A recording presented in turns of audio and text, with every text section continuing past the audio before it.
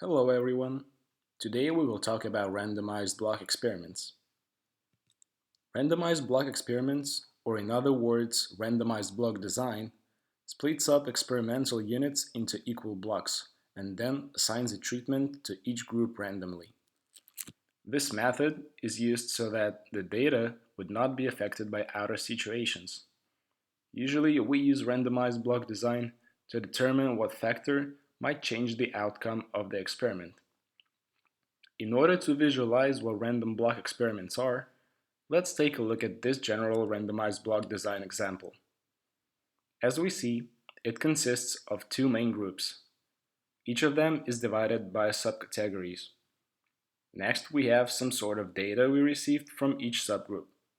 This data narrows down to certain results that we compare in order to come up with a logical conclusion.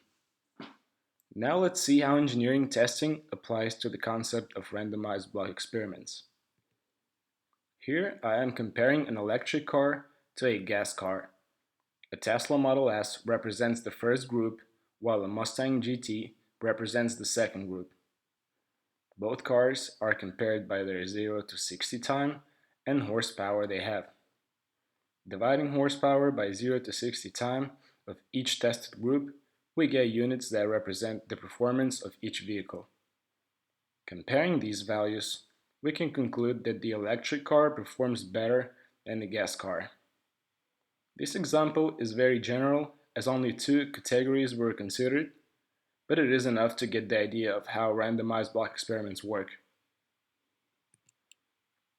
Randomized block experiments can be applied while making real-life choices. Imagine yourself choosing a German car.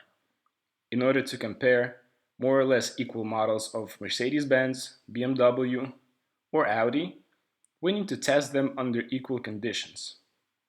Controlling the variables of handling, acceleration, comfort, top speed, and etc., we can arrive at a fair conclusion to make the right choice. I hope this presentation about randomized block experiments made some sense to you. Thank you for your time.